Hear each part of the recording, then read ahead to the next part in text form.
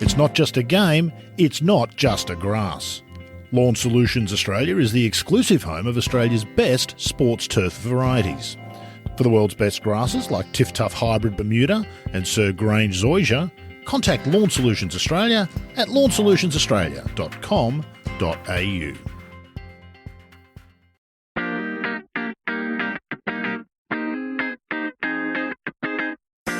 Hello and welcome to episode 102 of The Thing About Golf, though these next couple of episodes might well be tagged The Thing About the Ryder Cup.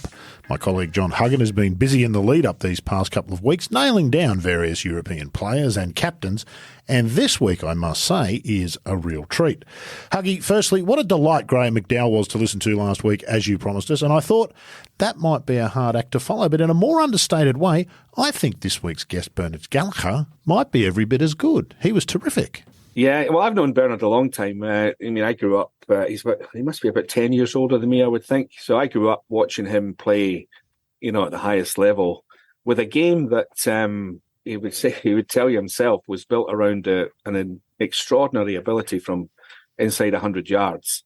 I mean, he was top 3 or 4 in the world from that distance, but he might have been one of the worst drivers at that level. I mean, obviously, driver of the ball, but not relative to the competition he was playing against. So he managed to build a career on a game that had limitations, obviously. But again, if you look at his record in the Ryder Cup, which I touched on in the podcast, I mean, the people that he's beaten head to head in Ryder Cup. I mean, Nicholas, Trevino, major champions. 4 or 5 of them. I can't remember right now, but his record is extraordinary given what sort of game. But actually, he did have the perfect game for match play. He was annoying. Yeah, I was just about to say that. Down a lot. That's right. Yeah, exactly the sort of player you don't want to come up against in match play. I was a little bit surprised, I've got to say, about how outspoken he was. The passage of time is wonderful for this stuff, isn't it? But we heard some details and bits and pieces of stories that we've probably kind of known a little bit, but we got the inside scoop, which I thought was wonderful. Yeah, well, he was captain in the Ryder Cup. He played, I think, 7 or 8 times and then was captain 3 times, 91, 93, 95. And 91, first time was the famous, war on the shore at Kiawah Island. I think I touched again on this. I don't think he and Dave Stockton are swapping Christmas cards every year. It didn't go well, shall we say, put it that way. Yeah, indeed. And as he pointed out, in some ways was the beginning of what we now associate with the Ryder Cup far too much is crowd involvement, boisterous behaviour. And in fact, it goes beyond boisterous, doesn't it? There's been a lack of goodwill and spirit in many of the recent Ryder Cups. Yeah, I've been to umpteen of them now, and it's getting towards toxic, the atmosphere at some of them. It's not pleasant. It does the game no credit. And the fact that they're going to take it to Bethpage Black in 2025 beggars belief, because that's going to be an absolute zoo. It really is. Yeah, well, we saw what happened to the President's Cup when it went to New York, didn't we? And that was the worst one we've seen. There was some awful stuff said to some people there. Back to the Ryder Cup was clearly very important to Bernard, which possibly part of the era, do you think? Is the Ryder Cup still as important to players as I think you pointed out in the podcast? This toxic nature of the Ryder Cup might soon see some players say, you know what, I don't want to be a part of it. Well, there is a line, and I think we're getting close to it. I don't think we're at it yet. I mean, nobody's actually come out and said, look, I don't fancy this, I'm not going to play. Why should I stand there and take this abuse? But I think, Bethpage has the potential to be a tipping point. The line in the sand, no doubt. Yeah, indeed. What were you surprised by most about Bernard? There was a couple of things I was surprised by, but you're much more familiar with the Ryder Cup than I am. This is my last question for you about the interview. What were some of the revelations that you were surprised by, particularly with Bernard? The vice-captain's role was one that sprung to my mind, and you sounded shocked by that too. Yeah, that's a good point. Yeah, you're right. The sort of minimal input that he had, or in fact no input whatsoever, when he was technically speaking the assistant captain to Tony Jacklin. I mean, he was basically just the buggy driver. He didn't even go in the team room. You're right. That was surprising. I don't think anybody knew that. No, mind-boggling. And of course, we like to jokingly refer to them as buggy drivers these days, but he generally was. So, fantastic stuff. But I thought, Huggy, I like when we have guys of Bernard's ilk because I think they're a bit reflective and they want to talk about the past in a way that perhaps modern players don't yet because their careers are still going. So I thought it was a fabulous interview. I really enjoyed listening to it. And thanks for taking some time to introduce it for us today. Yeah, my pleasure. Okay, welcome to the latest edition of the Thing About Golf podcast. My guest this time around is one of my favourite players when I was a wee boy. That makes him feel old probably, but Bernard Gallacher, what was and is the thing about golf for you? Well, golf for me started in Bathgate.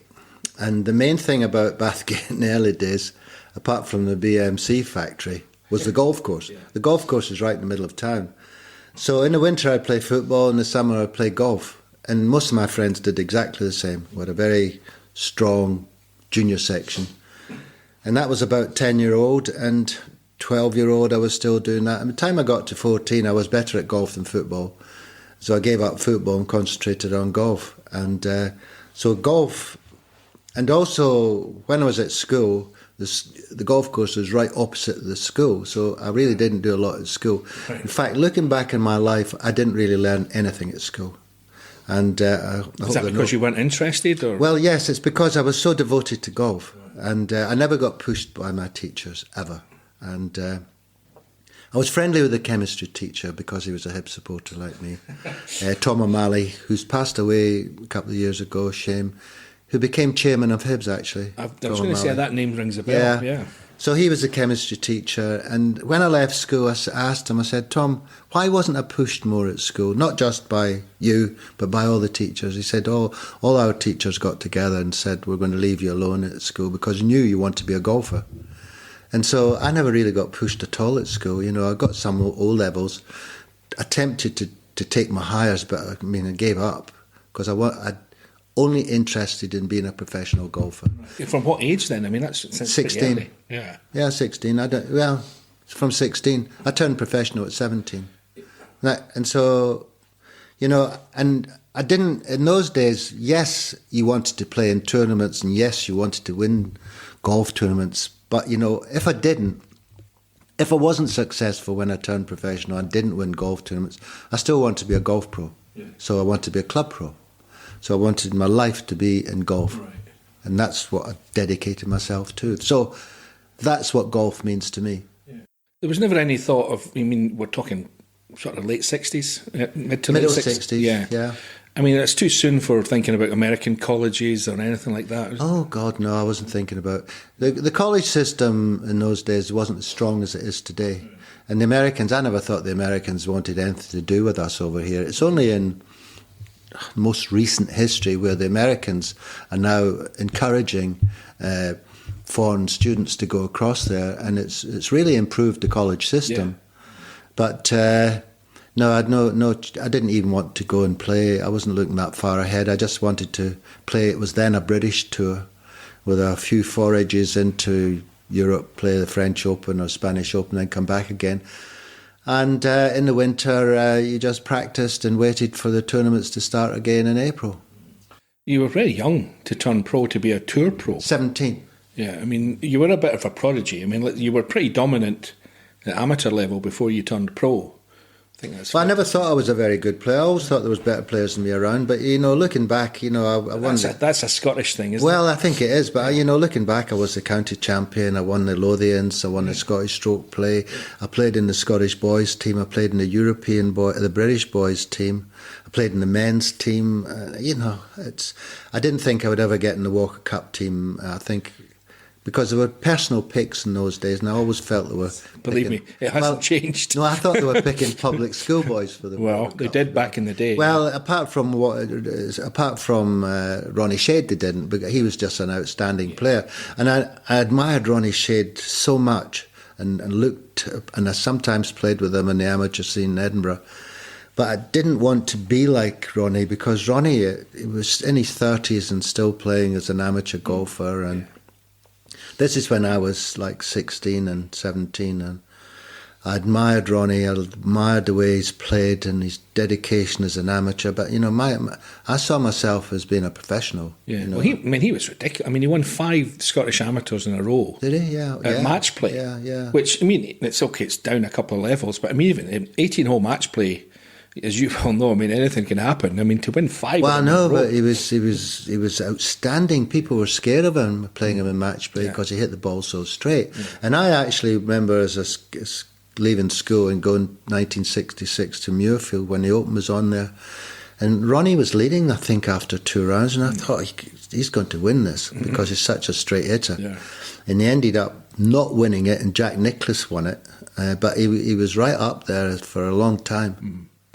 Yeah, I mean, I'm surprised to hear you say that you didn't think you were going to make the Walker Cup, because it didn't take you very long to make it into the Ryder Cup, let's be honest. No, well, 1969. no. You were only 20, I think.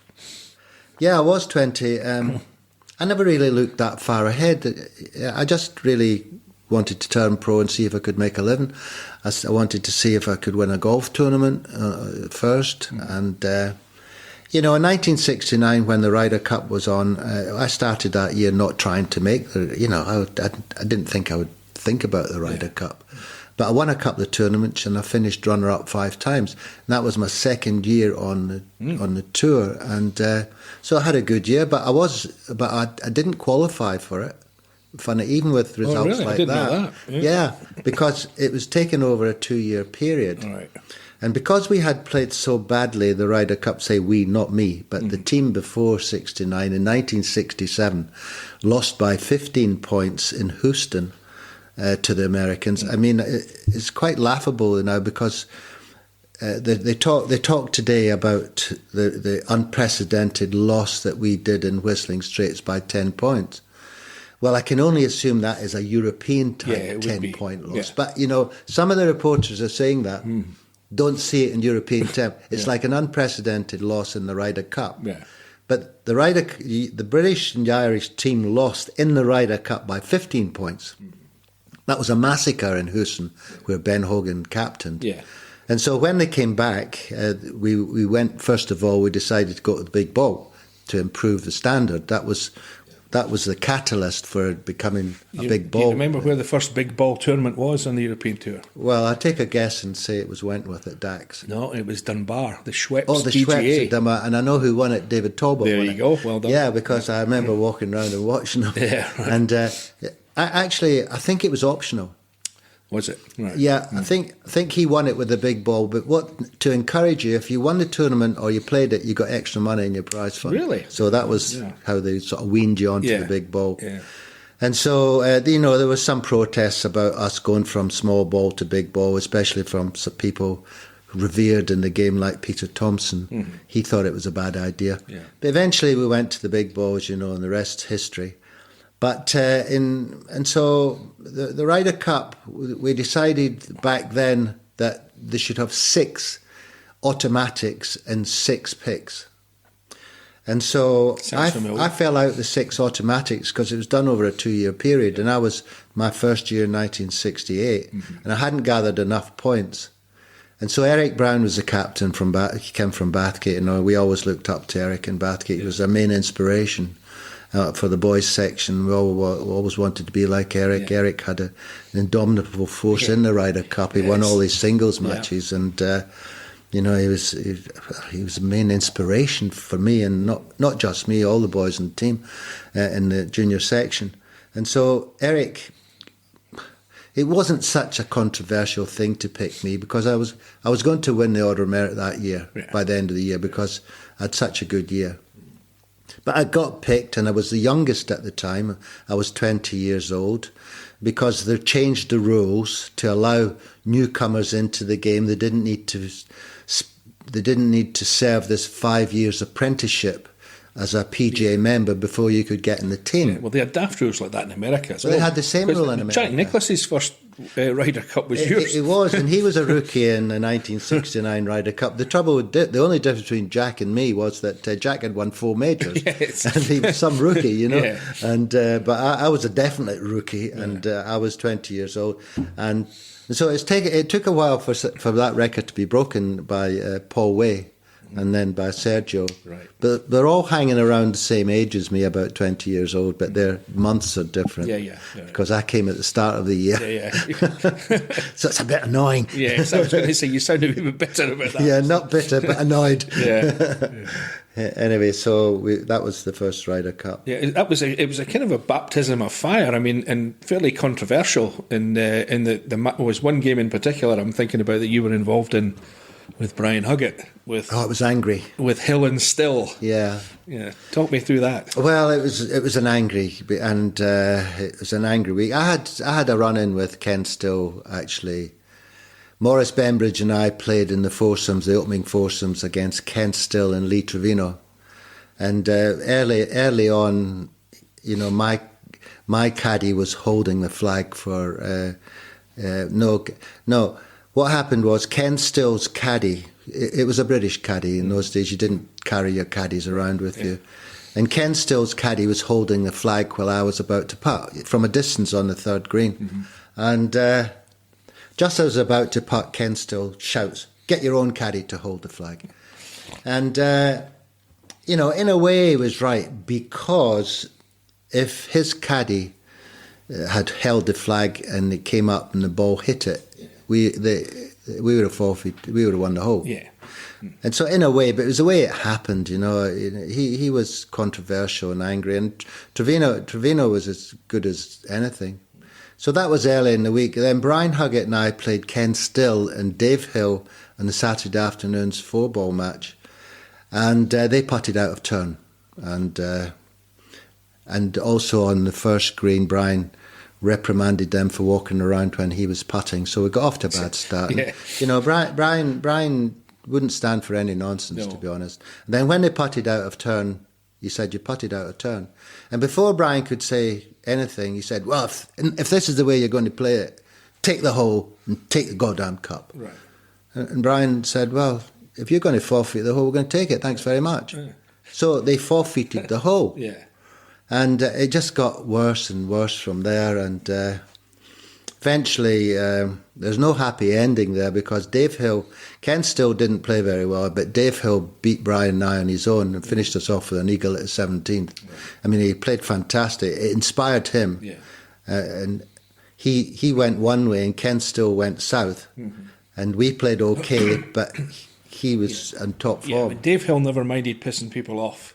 No, but Raymond Floyd said to me after the match, he said, we have the same problems with the same players no matter where we go. Right. This is what he said to me, and I was like 20 years old. Right. I didn't know Raymond Floyd, and he just said, you know, as if to dismiss it. He said, we have the same problems we have in America, meaning Dave Hill and Ken Still. Yeah. We have the same problems with the same people. Mm-hmm. And because... You know, I didn't think we were doing anything wrong.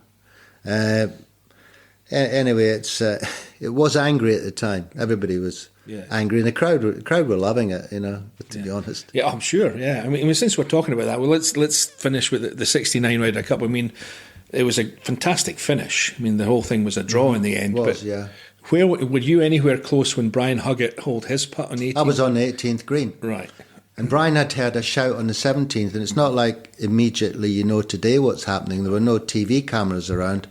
And Brian had thought that Tony Jacklin had beaten Jack Nicklaus on the 17th, which meant Brian had to hold his 4-foot putt on the last green against Billy Casper to win us the Ryder Cup. Right. And Brian is the bravest putter you could ever meet. Mm. And he rammed us into the hole. Eric ran onto the green and... gathered him, and he was crying. We thought we'd won the Ryder Cup. Yeah. As it turned out, Tony had held a huge putt to get level with Jack Nicklaus. Yeah. And so we were disappointed. I was round the green watching this, and I went across to Brian and said, "Fantastic putt! It was great." Mm-hmm. No one wanted that 4-foot putt against Billy Casper.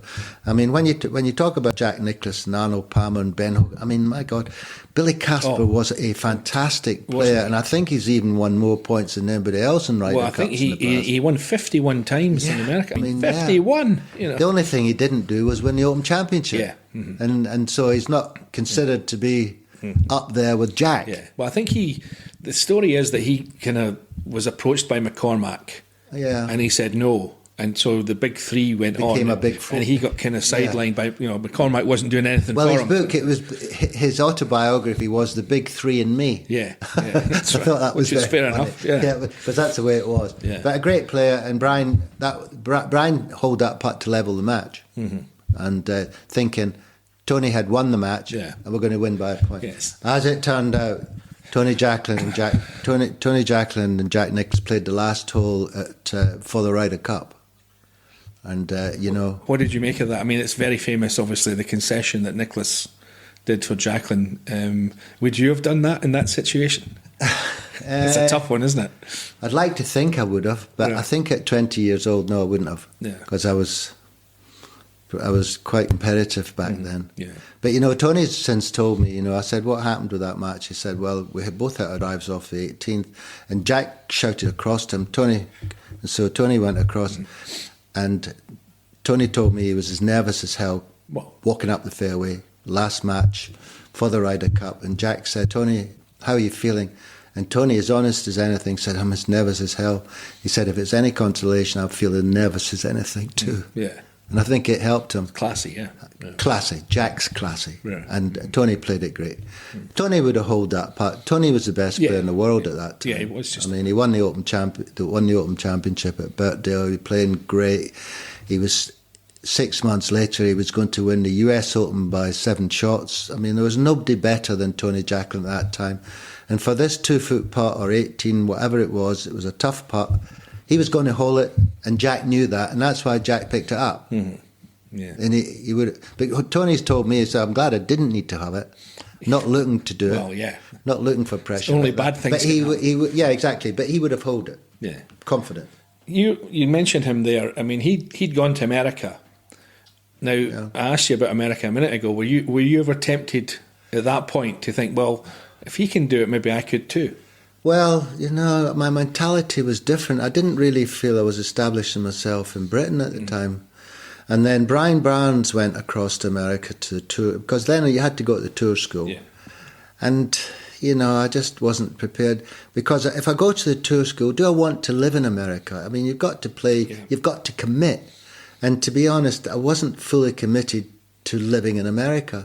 And as it turned out, Brian said, I'm going, are you coming with me? And Brian went, and Brian got his card. He finished third, I think, in the tour school, got his card.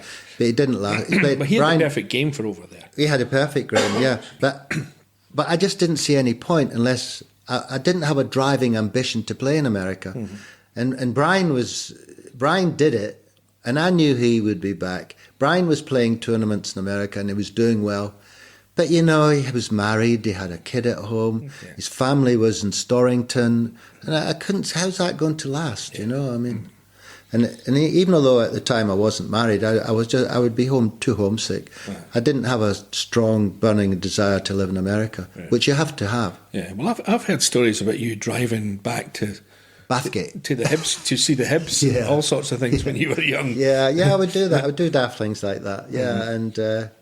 well, I lived in Bathgate. I lived with my parents, and so even though I was representing Wentworth from 1970, I would go down there at times and spend some time with Tom Halliburton, the pro at Wentworth, and play with the members. Then I would go back home again. I sort of juggled it around, and so, but I was more of a home bird. When I say a home bird, more a British, playing on the British tour, to be honest. Let's continue with the Ryder Cup theme, if you will. I mean, you played, I don't know how many in a row. 8, yeah. I mean, that's a pretty remarkable record. I mean, you should be very proud of that. There's not many people did that, other than the absolute stars. Yeah. I made it my ambition every Ryder Cup year to get in the team. And I play more tournaments.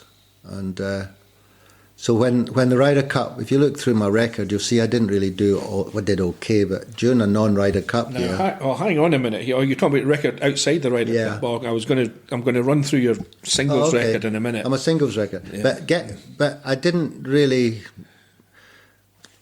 come from 75 on, I was also the pro at Wentworth. And so... When it was 1976 was an even year, so there wasn't a Ryder Cup that year. I wouldn't play as many tournaments. 77 was a Ryder Cup. I'd suddenly play because I want to be in the team, and that's the way. That was my mentality, and that's why I was playing all these tournaments in a row, because I made it my ambition to be in the Ryder Cup. It was something to look forward to, something to aim for, and so I'd play a lot of tournaments. I play them at the start and make sure I'd gather points and things like that. Because of the 8, I made the team automatically in every one except the first one. when I finished first in the order of merit. I mean, that's the irony. Yeah. And that, of course, because it was done over 2 years. But so there we go. Anyway, as I say, I was going to mention, people won't realise this. I hadn't looked at it. I knew it was good, but I looked at your singles record here. In the Ryder Cup, you have beaten Nicholas, Trevino, Coody and Watkins, and halved with Trevino again, Guy Berger, Bill Rogers, who was at the top of his game at the time, and Dave Stockton. I mean, every single one of them is a major champion. Yeah, I seem to play well against them. Yeah. I do remember playing Al Guy Berger. It was Laurel Valley in 75, and he got down out and up and down out a bunker at the 18th from about 50 yards. I couldn't believe he hit it stone dead. Right. And Lee Trevino that same year, I had 2 half matches then against Trevino. I had a good record against Trevino. I mean, I played him in the first Ryder Cup and I beat him 3-2 or 4-3. I was on top of my game and I was inspired by what Eric Brown told me. And I went out there and shot 32 in the front 9, had 3 or 4 up, and he wasn't going to beat me. And so I remember that match particularly well. But I'm remembering a ridiculous putt that you hold against Nicholas at the 17th green. But Nicholas was a particularly difficult match, as you can imagine, 1977. The only thing was, it was a match that we were always losing. But I was playing Jack Nicklaus in 1977 in the singles in match 6. And, it was a bit of a moment. I had my putter stolen the evening before. Oh, really? Yeah, and I kept it quiet. And I looked upon that as a positive because I was putting poorly. And somebody had stolen the putter out. The caddy had left it down by the putting green, gone into the bathroom, the locker room, and come back. And I didn't really know until the morning of the match. And I said, "Where's the putter?" "Oh, can't tell you." So I went into the pro's shop at Lytham and bought a ping putter. It was just the start of the ping, which is a completely different putter, a ping putter, when it first came out. Yeah. And the ping putter, when they first came out, it pinged and it accelerated, and so when you putt, you could never leave it short because it came off so fast. Right. And I thought, that's just what I need because I've been leaving everything short. Right. So I just got this putter, and it took my mind off the Jack Nicklaus match, to be honest. And then we get on the first hole, the par 3 at Royal Lytham is a tough opening hole, 200 and something yards, par 3. And I'm on the green and Jack's short. Jack chips up to about 4 feet and I putt down to about, I'm thinking I'm putting down to just under 2 feet. And as Jack's looking at his putt, he gives me the putt. And I just couldn't believe it. I said, because it was a difficult putt on the first green. And I'm going, thanks, okay, and I'm taking it quickly, not trying to look too relieved. Yeah. Anyway, Jack misses his putt, and so I'm 1 up. I said, fine. And then at the second, the third, I go 3 up, and I birdied the 4th to go 4 up. I'm so 4 up against Jack. And at the 5th hole was a par 3. I hit my tee shot to 6 feet, and I missed it. Otherwise, I'd been 5 up. And then the par 5 round the corner, I was on for 2 and 3 putted. So I could easily have been 6 up. Yeah. I couldn't quite. I was shell shocked. To be honest, as what's going on. But of course, some part of me saying this isn't going to end well. Yeah.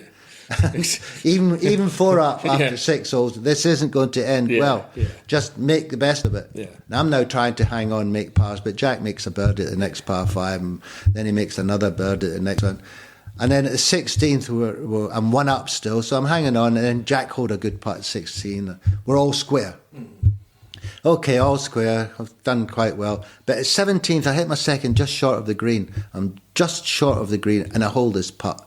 It must have been 70 feet. Oh, ridiculous. Yeah, ridiculous putt. I remember you burst out laughing. Yeah, I couldn't believe it because I was trying to putt it up there. Yeah. I've more or less given up the match. I think Jack will finish birdie and polish me off. But I beat him. I beat him on 18. I hold a good 4-foot putt on the last. He didn't give me this putt on the last green. It was about 4 feet. And I just rammed it right in there, and I beat Jack on the last green. And to be honest, I've been quite friendly with Jack in some sort of way ever since, in as much as he sends us Christmas cards. Right. And, it was a great experience to play Jack. Very nervous to start with. Jack makes you feel very comfortable. You're walking up the fairway, he chats to you and things like that. Makes you relaxed. Nice guy. Yeah.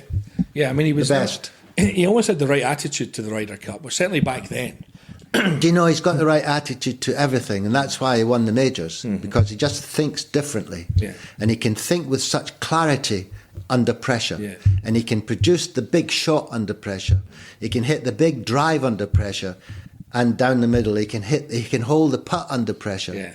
He's just different. I mean, I know Tiger's done similarly type things, but Jack was up against all these other great players. And you can start in the Hogan era, Sam Snead era, Arnold Palmer, Gary Player, Billy Casper, Raymond Floyd. I mean, Jack was still winning the Masters at 46 years old. You know, he's beaten all these guys, and Greg Norman and Seve and Tom Watson and all the rest of it. And he's older. He's 10 years older than these guys. Yeah. And he's got a career outside golf as being the best golf course designer.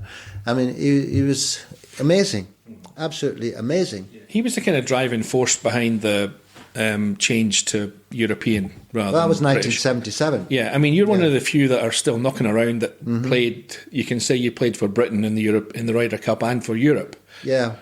Were you kind of behind that? Did you approve of that change at the time? Can you remember? Well, there's a lot of people against it. A lot of people thought it should just remain. Yeah. And, you know, if the Americans didn't want to turn up and play against Britain and Ireland, forget it. Let's just put the cup away in the drawer somewhere.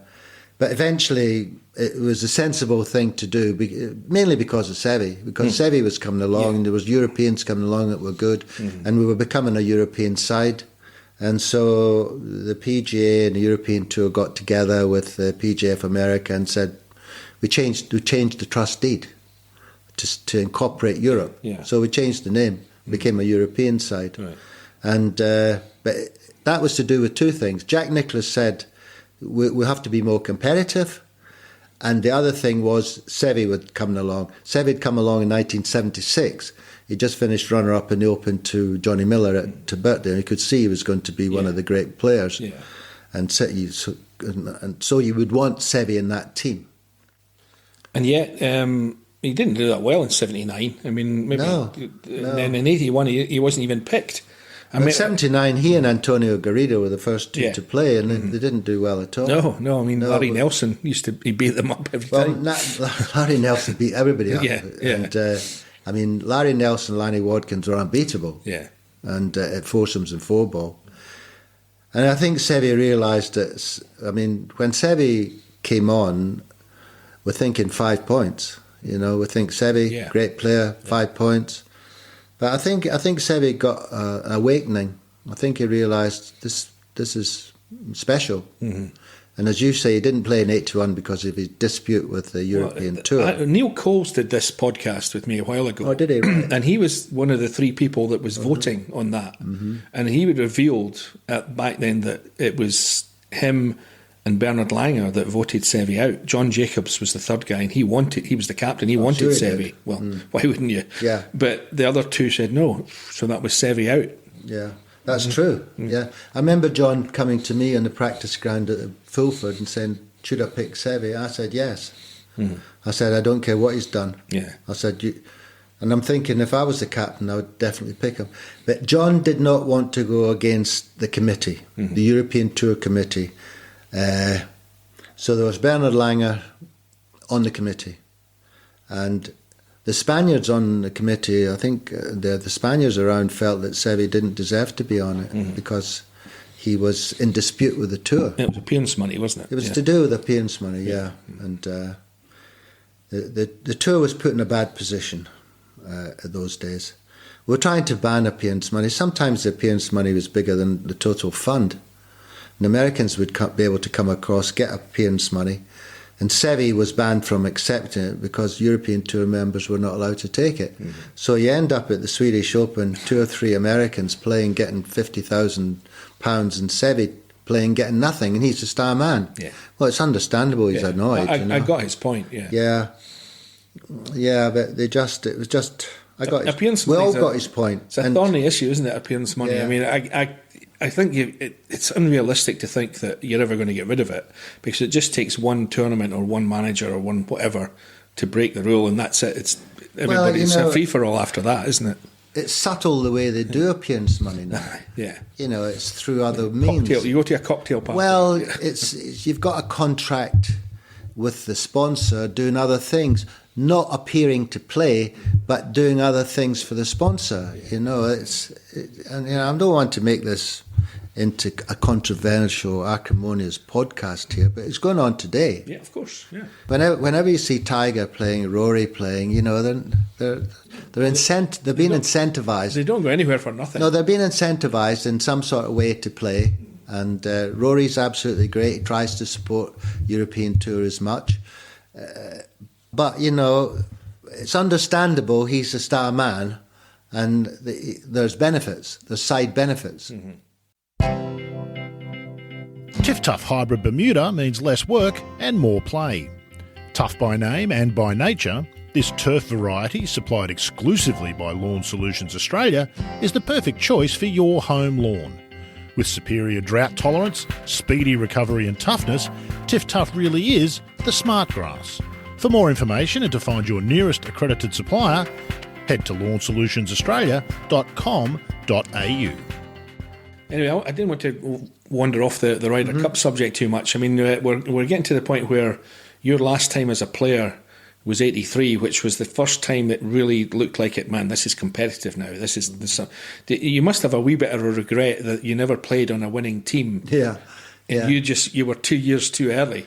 Well, I played 8 in a row, and the best was the first one was a drawn match. And although I played pretty well, winning some, losing some. That list I got quite a few points, but Brian Barnes and I had a good record in foursomes and four ball too, so I was collecting points there. Mm-hmm. But it was ironic that in 1983 I was devoting more time to the pros job at Wentworth than I was to playing, and I couldn't make the team. And Tony Jacklin was the captain 85 for the Belfry match. He said, if I had half a chance, I'd pick you. I said, don't worry, Tony. I'll just do whatever you want. I said, don't deserve to be in the team. Mm-hmm. And I didn't deserve to be in the team. And so 83 became my last match. But I was struggling in 83 to make the team. I made the team by the skin of my teeth, but I felt that was the end, It's funny how I was I was still quite young, but... Mm-hmm. I wasn't playing enough tournaments. I was enjoying home life. The kids growing up. I had a great job at Wentworth that I was enjoying. I had enjoying playing, teaching with the members. It was difficult to drag yourself away and play 3 or 4 tournaments in a row to try and make a team. Yeah. And I wasn't. And I did it in 83, but I could see I wasn't going to do it after that. But saying that, I was, of course, delighted that we won because... well, you were involved still. I was involved in a way, but Tony called me. Yeah, tell me what the vice captain does. Well, exactly. Tell me what I do, because I wasn't privy to what went on in the team room, like it is today. For me, you weren't in the team room. No, absolutely not. Wow. And I never saw that as my position. Tony called me a vice captain when he came to the end of his captaincy, but I never really felt I was anything more than a helper driving his buggy. Right. And in 85, I was no more than a supporter, driving his buggy around the golf course, getting him to the right spots. You had no input into it. And then I walked away when the match had gone, and I went to the restaurant, and I wasn't in the team room for anything. Wow, I didn't know. Tony kept it all, and that was the correct way. Because before Tony, John Jacobs didn't have a vice captain. Bernard Hunt didn't have a vice captain. Eric Brown didn't have a vice. Brian Huggett didn't have a vice captain. He didn't. At the end of the day, it's the captain's decision. Now they've got 5. I know. I find it amusing, but don't touch that. No, I find it amusing now that they've got all these vice captains, because at the end of the day, the buck ends with the captain. Aye. And so you can get this feedback as much. Sometimes it can be too confusing, the feedback. But Tony Jacklin wanted to do it on his own, and I respected that, and he did a great job. Mm-hmm. And he was very close to the players, and got Seve and Nick Faldo and Sam, Bernard Gallacher, and they were all in there, and they all wanted to play for themselves and play for Tony, and it was a great camaraderie and chemistry that he built up, and I wasn't prepared in any way to get in the middle of that.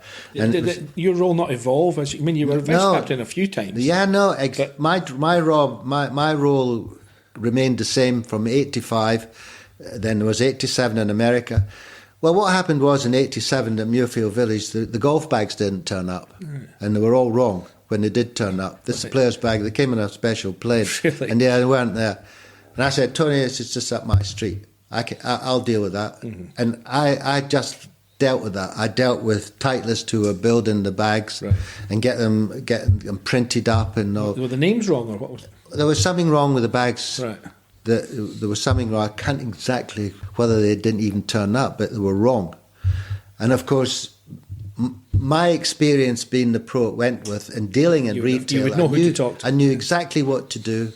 I knew exactly the bag they wanted, the colours, and I told them what to do. Now, I did that job. And the bags arrived in time for the final. So we should now refer to you from our more as the bagman. The bagman, yeah, exactly. So anyway, that was a good job I did there. Then after I got the bags all right, I was driving Tony's buggy around. Actually, driving a buggy around, of course, isn't as easy as you think, because you've got to know where you're going. Yeah. Not only in the golf course, but to that point in the match Yes. that's important, where the captain wants to be seen, and how to get there. For so-and-so's just gone one up at the 14th. Right, let's go. Right. And try and G him along, get him over the line. So we've got bagman and taxi driver. Yeah. Buggy driver. Right, buggy driver. No, buggy. But after that, no. Tony was in the team room with the players, and they were having their dinner in the evenings all together in this team room. I didn't want to be there anyway. Well, I can understand that maybe, but I think people will be astonished, as I am, to hear that you weren't involved at all, really. No, I wasn't involved in that at all. In '89, it came to the end, and I was down the fairway. I was down first of all, in '85, I was on the tee. I was just on the tee with Tony when Sam hit that great drive down the last. And then from there, he hit it on the green, hit a putt in the hole. It was a great putt. Oh, wow. It's amazing. It was an amazing way to finish, and it's indelibly on everybody's mind, especially mine being there. Yeah. And then in '89, I was right down the fairway. So I've had some big moments when I was there helping, not being involved. When Christy O'Connor hit that, I didn't know it was a 2-iron until he hit it, but it was a fantastic laser-type shot from the middle of the fairway. Everybody in Ireland got that 2-iron. He gave it away a few times in China. It's been bought a few times. JP McManus must have about 100 2-irons. I would imagine. Have bid for it about 100 times. Let's hope we're not giving anything away there, but I don't think we are. No. And so anyway, you went straight into being the captain. I mean, you would have been an obvious captain anyway at some point, but I mean, how did that come about? Well, I just voted. There was a committee, and I got voted in. I probably thought you've played a lot, you've got the experience of being with Tony, so I became the captain in '91, which was great. And so the War on the Shore in Kiawah Island. Well, I was going to say that we the magazine I worked for, we were the ones that came up with that. Was it? It was a guy called Jim Herry. He was the managing editor of the magazine. Well, he's right. The War on it turned out to be right. Yeah, he's right. This was before it even happened. Yeah, the spectators got involved. Yeah. And spectators got involved, and they actually in some way threatened the Ryder Cup, because when the spectators gets involved, it's trouble. Mm-hmm. I mean, even Rory the other day said the spectators are starting to get involved in America. Max Honma's getting booed, and they're relating that to gambling. Right. Yes. On the golf course. And Rory McIlroy is quite right. It's bad when spectators get involved. Okay, you can cheer and think, but don't try and put players off. Well, I thought the American spectators in '91 were trying to put us off by their noisy, unruly behaviour. Yeah. And I'm told other things, like good lies in the rough and things like that. So that's what I've been told from some of the European supporters that are walking around telling me, but they're telling me after the match. And so, well, I'm still. We don't want to go into that in too great detail. But I'm still intrigued by how Hale Irwin's drive off the 18th hole got to where it finished, Well, yeah, it was nothing to do with Hale Irwin. No, not at all. He pull hooked it off the 18th, Yeah. and I was on the 18th, and Bernard Langer hit an imperious drive. And when I got up there, I was surprised to see it just off the fairway, because that's not where he hit it. No. No, but saying that, there was a lot of crowds, and you can hit a crowd and you can come back in. Yeah. You know. So, but where he hit it, I thought no chance. Yeah. Thick rough, dunes are over there, and when I came up, he got it. He was able to hit it up. Yeah. He couldn't reach the green, but he was getting it up there. Yeah, as you say, that was the first sign of. I mean, I've been to a few Ryder Cups in America, and I was there at Brookline and walked around with Monty when he was playing Payne Stewart, and it's appalling at times. I mean, some of the language that was thrown at Monty that day was. And his father. Yeah, his father had to walk off. Yeah, that was a shame. His father was upset. I mean, it's. And I've had another player who shall remain nameless. It told me after Medina, when the Europeans won, Poulter, etc. He said that he was heckled on every single full shot he hit. Every single one. Yeah, really. And I mean, they're going to Bethpage next time around in 20. I mean, that's going to be a zoo. Well, I mean, I'm kind of worried about that, you know. Well, I after Kiawah Island, I thought they were threatening the future of the Ryder Cup, to be honest. And if that happens, if it's as bad as what we fear might happen at Bethpage in New York, then, you know, they're jeopardising the Ryder Cup. Because we wanted to be competitive. Well, I can see players going, I'm had enough of this, I'm off. Well, that's right, I don't need all this hassle. No, exactly. Especially they're all wealthy nowadays. Anyways, I don't need them getting paid to do this.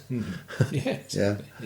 So you mentioned you get a Christmas card from Jack Nicklaus. I'm assuming you don't get one from Dave Stockton every year. Well, I got one at first. Did you? Yeah. Actually, I saw him at Whistling Straits and it was nice as night. Right, good. But the Christmas card he sent me after the Ryder Cup in '91 was a Christmas card with the American team on the celebrating their victory with the thing. Yeah. You know. And was that the one where they showed the film beforehand? Where it was all American shots. Was that 91? That was 91 at Gala Dinner. Yes. Yeah, but the Christmas card was not a festive card. No. It was just a up yours card. Yeah. So I take it you didn't reciprocate, no? No, I wasn't going to send him one anyway. Yeah. But saying that, you know, I've met him a few times and get on all right. You know, it's just that Dave Stockton is a very competitive guy, apparently. Yes. And Peter Oosterhuis warned me at the time he's very competitive. He had the same kind of game as you, to be honest. I mean, he was magnificent from 100 yards in, like you were. He was a better putter than me. The long game wasn't as good. Yeah, his putting is exceptionally good. Yeah. And but you're come on now. So my short game. Putt often enough. Yeah, no, I've had my moments, but I mean, my best games, the iron shots and short irons, from 100 yards. I'm good. Yeah. But I wouldn't say I'm a great holer out. I had my moments like a lot of players, but not consistently week in and week out. I've always felt, and long putting's always been my weakness. But my iron shots have all been good. My 3-wood, if I've got trouble off the tee, I was sure to hit the fairway with a 3-wood. So I had parts of my game were good. Yeah. And of course, my driving was irregular because I was trying to hit it so hard all the time to try and keep up. Yeah. And but when I calmed down, tried to get a shot where you only needed to hit the fairway, I could always nail a 3-wood out there. I was very happy to do that. Yeah. My long irons were always good too. You obviously were not put off by off the captaincy in '91 because you went on to do it 2 more times, which I don't think anybody's ever going to do again, probably. No. But in those days, you got 2 matches. Yeah. Most captains got 2 matches. The surprise is that I got 3 matches. Yeah. Well, yeah. I'm glad you did for obvious reasons. Well, as it turned out, but I was surprised I was offered the 3rd one because I felt it was time to give up. Aye. But Ken Schofield said to me, a few of the players think it's going to be tough in America. We need some experienced players. Because when I took over from Tony, my first match was away from home. And so anybody who takes over from me, the first match is going to be away as well. Yeah. So you're in those days, you're asking, it's a hiding to nothing, your first match being in America. Yeah. And he said, and then one of the players wrote me a nice letter and said, it's going to be tough in America. We can win it over there, of course, but it's good to have somebody experienced to do it. So, as it turned out, it was a good move. I accepted it. And yet there's much made of it's 30 years since Europe lost a Ryder Cup in Europe, but I hate to bring this up, but you're the last captain to lose. Yeah, thank you. Yeah, exactly, yeah. What are your memories of 93? Well, my memories of 93 were that we were going along well and we're winning the Ryder Cup after the Saturday foursomes. We could have won the Ryder Cup in the afternoon if we had a good Saturday afternoon. I didn't have Sam after Sam poisoned his toe in the first match, playing with Mark James in the opening foursomes. So he couldn't play the rest of the week. The doctor said to me, if he plays in singles, we'll have to give him an injection on the first tee and another one on the 9th tee. Yeah.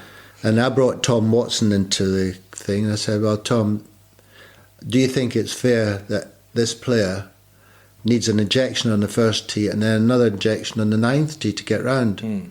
He said, no. I said, well, neither do I. Because it made a difference because he's got to take out one of his players, they pair up and we get a half point.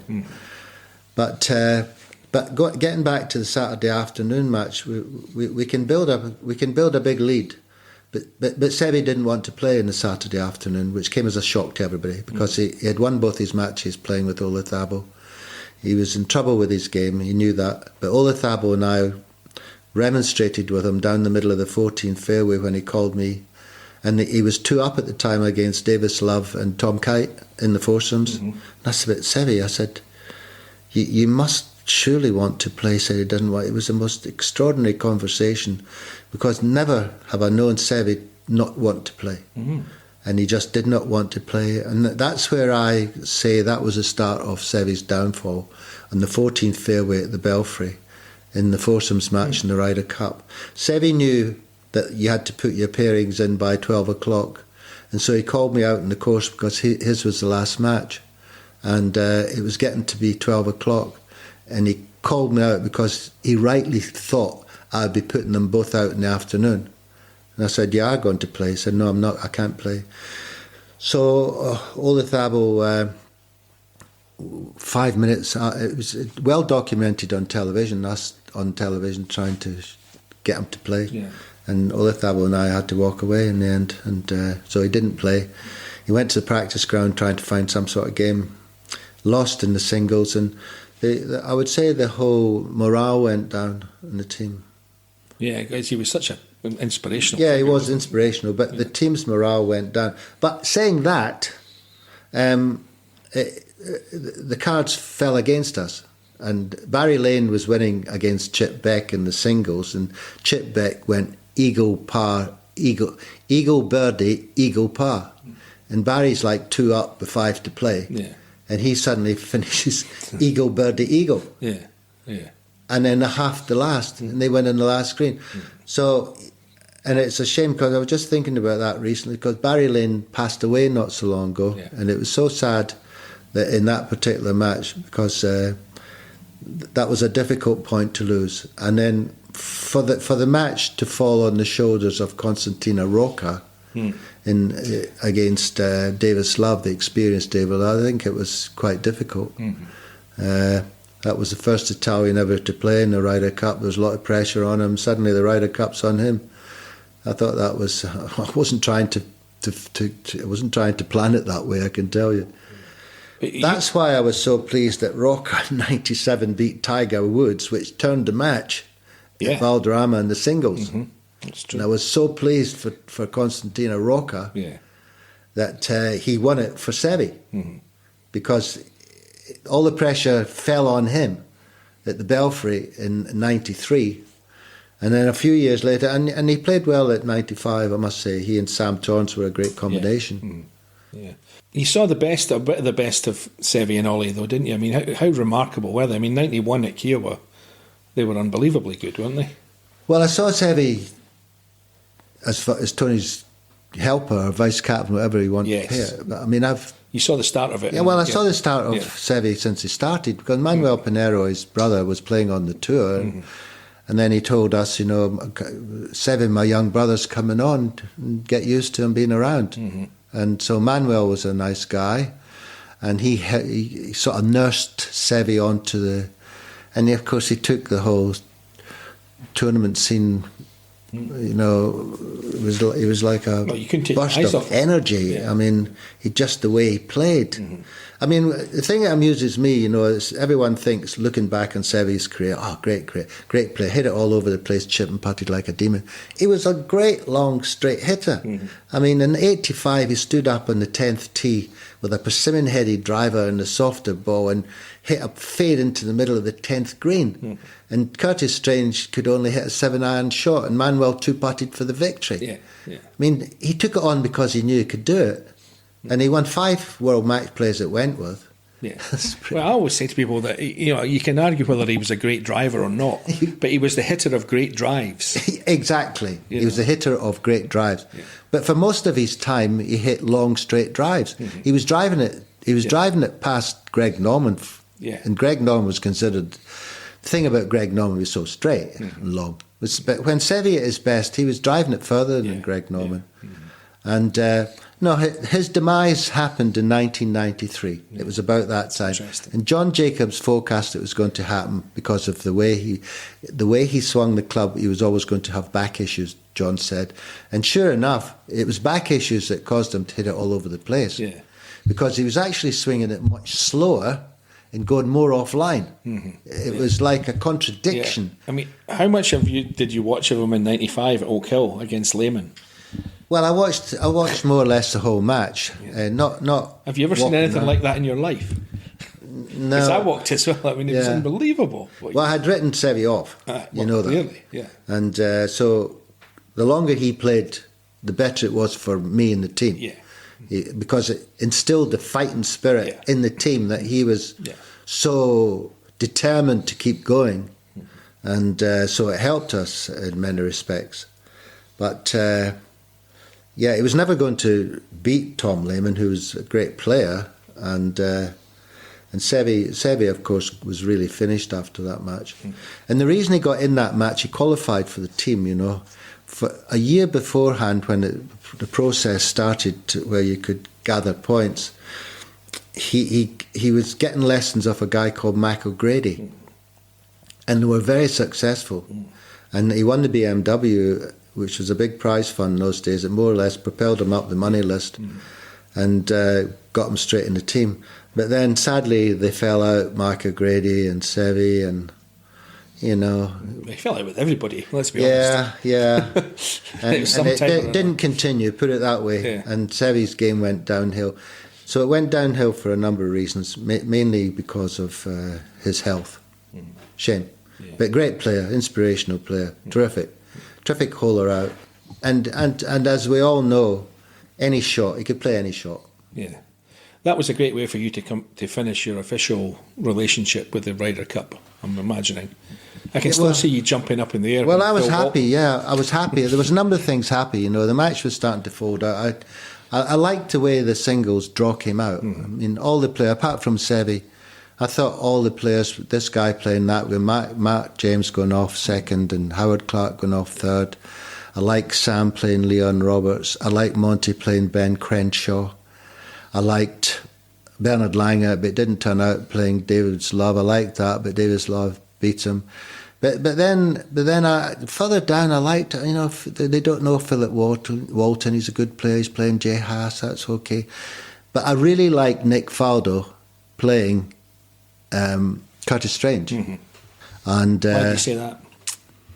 Well, because they're two good players, obviously, and it was always going to be a crucial time in the match. You know, it's not at the end. It's 2 or 3 matches from the end. And Curtis Strange is a straight hitter. Nick's a straight hitter. You know, it just looked good. And, of course, when it came to the bit and Nick's got this 4-foot putt to beat Curtis Strange, I just sat down and my wife was sitting with me and Mark James and Jane James were sitting beside me. And I said, if there's one guy I wanted to be there to hold a 4-foot putt for me and for the Ryder Cup, and if it was for your life, you'd want Nick Faldo to hold it. And, you know, it was nervously put in. I know Nick said he felt nervous over it. Well, it was the sort of putt, and I think he said this himself, that it was a very difficult one to lay stiff. You either had to hold it or it was 6 feet past. Yeah. One of those. He just, when Fanny lined it up for him, he had this strength of character and the presence to hit it properly. Mm-hmm. And then of course, but just before that, we have David Guilford playing this match against Barry Faxon. I mean, and David Guilford's the straightest hitter in the world, and he's down the middle at the last. But he can no chip. Well, no one could chip there, but his 5-wood came straight at the flag because a difficult high shot. Yeah. And it was like 5 yards too far. I thought he was actually going to almost hole it. Mm. And of course, the big collars around the green. He's now on a downslope, green run away from you. There's nobody could get this shot, even David, who's maybe a difficult part of his game. And Brad Faxon in the front bunker, and he sort of chips it up and leaves it 4 feet short, straight up the hill. So you're giving him that 4. So how is it going to work, this? Because David's one up. And I'm looking closely at the board. And although Nick's shot putt and his result against Curtis Raines meant we couldn't lose the Ryder Cup, he got in that position because of David Guilford, the previous match. And so David hits his first chip and he doesn't make the green. We knew that. It was either just going to dribble on the green and be okay. Then the next one, he hits it on the green. He must have hit it 15 feet. And it's right across the side and he hold it. Mm-hmm. Yeah. So, but we're thinking, and the best putter on the US tour misses it from 4 feet straight up the hill. Mm-hmm. That's what the Ryder Cup can do to somebody. Yeah. It's fine margins, isn't it? Yeah, fine margins, but it's frightening. Mm-hmm.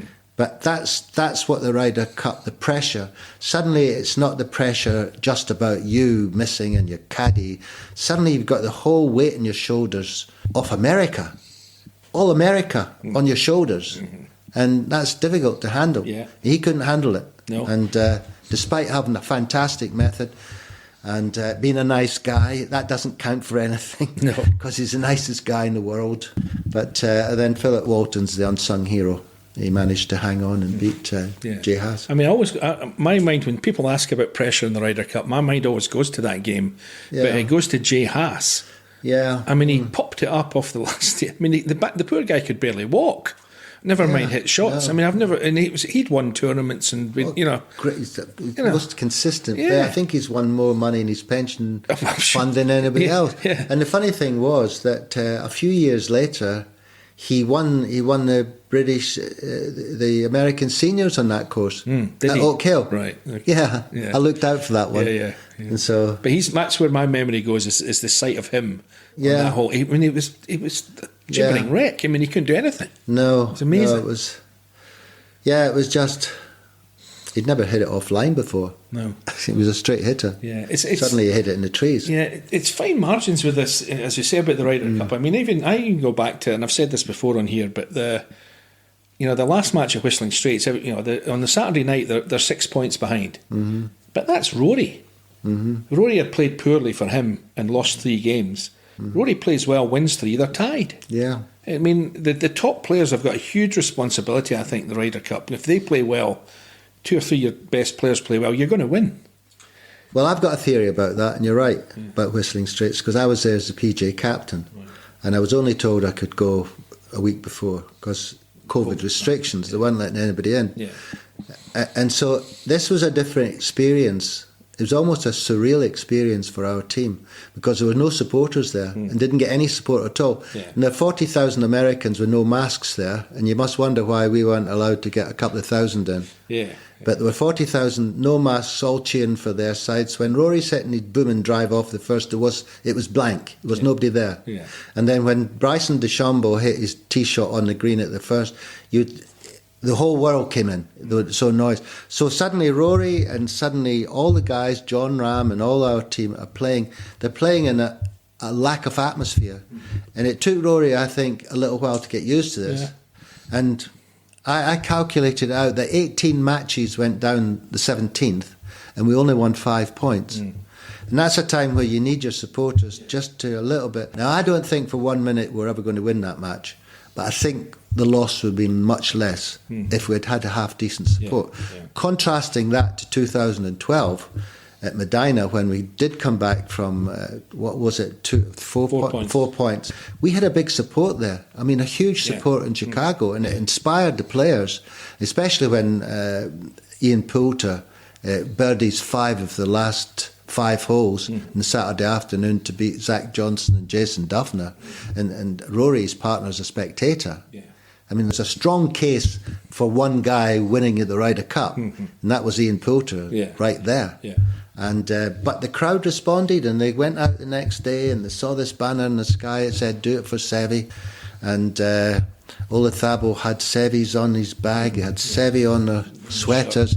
It's a bit creepy, actually. A wee bit. Yeah, I found it a bit creepy. But the players bought into it. Yeah. And, and when on that Sunday morning you arrive at the golf course and a little plane had gone up and had printed in the sky, "Do it for Seve," I was a bit choked, to be honest. Yeah, I felt a bit choked. because it wasn't that long. Because Seve's not there. Yeah. And we're doing it for Seve, and the players just went out and played great. It's unbelievable. Yeah, it was a remarkable day. Inspired by Ian Poulter and a Seve who wasn't there. I mean, Oak Hill was a bit like that. I mean, almost everything that had to happen did happen. It did happen. Yeah, Yeah, we got off to a great start apart from Seve, and Mark was winning, Howard Clark was winning, Sam was winning, Monty was winning. What's your philosophy on both the order of play and who plays with who? What kind of player plays with them, personalities and all that juggling you have to do with partnerships? Because you and Brian Barnes were two very different people. Not a lot of people could play with Brian. Yeah. Because I was friendly with him, because he gave the impression that he chucked it quickly, but he never did. I knew what he was like. Yeah. But when I was captain, I said that everybody would play before singles. Everyone would play a match. Yeah. You've all played here. You all deserve to play a match before the singles. And I said, if anyone's not happy with who they want to play with, I said, come and let me know. I said, but if no one comes, I said, I want to have the freedom to put you with whoever you want. So I left it up to the players. And for the most part, the foursomes and 4 balls work out. You know who to play with. For instance, at Whistling Straits, you didn't need to think hard to say John Rahm's going to play with Sergio or somebody like that, or Rory is going to play with Shane Lowry or something like that. It doesn't take a lot of working out, but it's.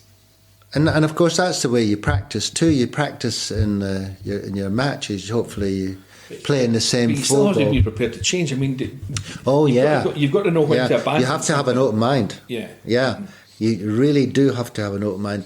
Whatever you think of doesn't work. You have to change it right away. Yeah. For instance, at Kiawah Island, I thought Nick Faldo and Ian Woosnam were a wonderful partnership. Ian Woosnam was the world's number 1. Nick was the world's number 2. They had played well in '87 together. They were unbeatable, I think, at Muirfield Village. It was an inspired choice by Tony. It didn't work out. Didn't work out at all. Yeah. And I couldn't believe it. 2 great players like this. And I thought to myself, OK, they've lost the first 2, but if they keep playing, they'll win. But they never gave me the chance to keep playing because they both decided that it wasn't working. And so I put Ian Woosnam with his best friend Paul Broadhurst, and that worked a treat. They won. Yeah. And that was because they were friends. Yeah. They were best friends. He was the best guy for Broadhurst, I would have thought. That. But they know each other, and it worked a treat. One was a great player, one was a rookie, one was experienced, one wanted to be helped, nursed through it. Yeah. And Paul Broadhurst, great short game, hole a putt for you. Ian Woosnam, great long game, seemed to... It's not an exact science, but I mean, it's funny how it works. It took me 2 matches to work it out. Yeah. That was the problem. But it's become such a science now. I mean, they've got all the stats. I think it's too much. Yeah, you've got to go with your guts. Eduardo Molinari, I tried to read some of these stats, and I don't really know how to work it out. But it's now. I just like to know. I've had 29 putts. Yeah. Going round. I knew that when I played, I couldn't win a tournament unless I had 29 putts around. Right. And now it's shots gained on the green and shots through the green gained and all the rest of it and this and that. And I just think, if Bernard Langer and Podrick Harrington have a whole season where they average 28 putts, that's phenomenal, which they have done. Mm-hmm. Now I've got to work it out, putts gained over this. Yeah. And I've got the guy whose book it is upstairs, and I can't make head nor tail of the book. It's like a mathematical problem. Yeah. But not my strong point. No, it's not my strong point either. No. Anyway, I want to finish up, Bernard, with just 2 or 3 questions on getting back to more about you rather than just the Ryder Cup. Okay. I was aware that you didn't play much in the majors in America, but I didn't realise it was one Masters and that's it. You never played in the US Open or the PGA. Well, the US never gave you an invitation, even when you played in the Ryder Cup, even when you won the Order of Merit, even when you finished 3rd, 4th, 5th, 6th, you never got into it. So that's been one of the big advances that, first of all, Ken Schofield had done, and it was done through the World Golf Rankings. Yeah. The Masters I played in 1970 after I'd won. What did you make of that? I was frankly disappointed in it. A great place, obviously. It's nice, course is beautiful condition. It was like a garden party. Yeah. There was only 50 players in the field. It was like an American exhibition match. Yeah. That's interesting. Yeah. And the greens were a lot slower then as well. The greens were a lot slower, but they were quite quick compared to what I was used to, but very slopey. Yeah. Wide open off the tee, very slopey. Mm-hmm. But it was like it was an occasion. They had these dinners, international dinner, and had a dinner for the past winners. They had this. The highlight for me was Bobby Jones shaking his hand, because he was in a wheelchair and he met everybody going through the 9th. Mm-hmm. He was sitting. He died at the end of 71. So there you go. So he was sitting at the green and behind the 9th green. It was sad to see him, to be honest. Right. But that was to me was a highlight of the visit. Yeah, I mean, I've argued that guys slightly younger than you, the sort of Mark James, Sam, Ken Brown, that kind of group who were kind of one step down from the stars of the European team. Yeah, they got screwed in terms of, and you would come under that heading as well in terms of getting into majors. I mean, Seve, when Seve won his first Masters, he was playing in that Masters because he was in the top 1 of the Open the year before. Top 1, exactly. So so I got in the Masters, but there was no regulation to get you in the Masters. I got an invitation because I was number 1 in Europe or Britain or wherever you want to call it. The US Open was always a tricky one because they sent me an entry when I won the Order of Merit and was 3rd. They sent you an entry form for a pre-qualifying somewhere in America, and the US PGA was always a difficult one because in the past I've always said that really shouldn't be a major, and the reason I say that is because 40% of the field were club pros, and even Raymond Floyd said somewhere that he said, well, it's difficult to consider it a major when there's so many good players not able to play in it. Yeah. And so that always felt to me diminished early on because it was club pros and touring pros, and so there was no room for international players to play because the main PGA Tour player wasn't getting in it either. Yeah. And so for me it was always a case of I never really considered it a major. It's developed into a major. But in some ways, I don't really know a lot of difference between the US Open and the US PGA, to be honest, because there's almost the same criteria. And, nowadays the courses are just the same. And so what's the difference? You can tell the difference between the Masters, for instance, and the British Open on a seaside course. Yeah. And the Masters is this made for television. It's still an invitational 80-man field. We know all the courses. We know the beautiful blue water and the azaleas and the rhododendrons, and we see all that. But then we go to the US Open. You never know what the US Open. One minute they want to be on a seaside course, and the next minute they're playing on Oakmont, on inland coast with fast greens, and I never know. Then they're going to be in Shinnecock. They're trying to be seaside again, and then they're going to be inland again. Whereas the US PGA is quite similarly They know the courses. Yeah. But I've always argued that the list of winners, major championship winners, you can only really start to take it seriously in the last 35, 40 years. Because before that, it's just America. They were the only ones that got to play. I never felt very welcome in America. No, I'm sure you didn't. Growing up, especially in the 70s. Yeah. And I don't mean that in a bad way. I just think the American pros is for the Americans. I'm quite happy, let them, play themselves, and I'll play over here. Yeah. But now the money's got so different, and of course, a lot of our players come through the college systems that now they want them to play. That's competitive. TV want an international field. Yeah. I mean, in some ways, TV are demanding a Ryder Cup every week in America. Yeah. So that they can see it, and you can see the billboard. You can say, these are Americans, and these are the international field, and this one. It's like a Ryder Cup, It wasn't that long ago that the World Golf Hall of Fame had an international section. Yeah, there you go. Think about that. Yeah.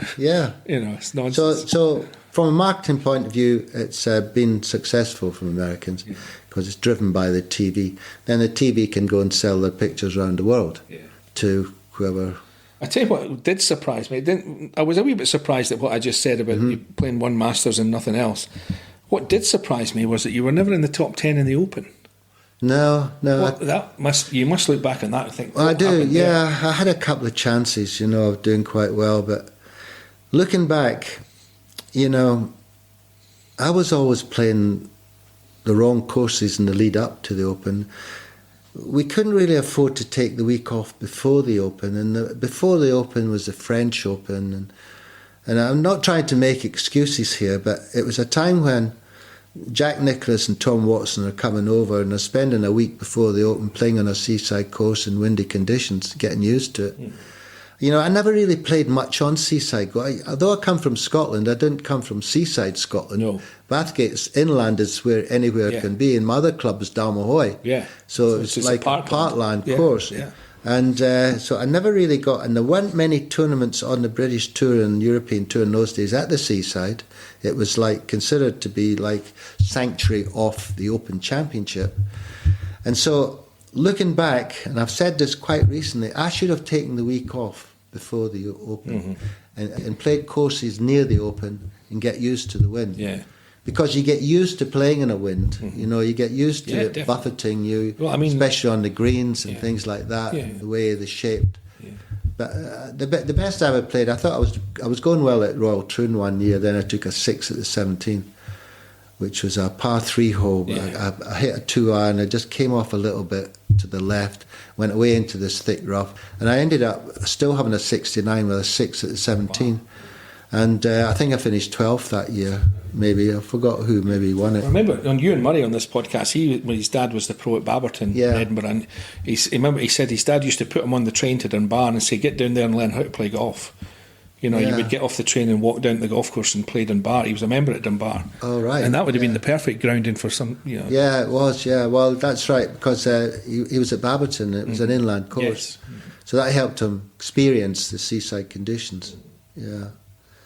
I mean, talking about Ewan Murray's dad, Ewan Murray's dad, Jimmy Murray, he was a good club maker, and when I was an amateur, he used to help reface my drivers. And when I turned pro, I was still using a driver that Jimmy Murray had really built for me when I turned pro, and I drove it well. Yeah. The very last question, Bernard. Yeah. Inevitably, we'll have to talk a little bit about where golf is at the moment, or pro golf.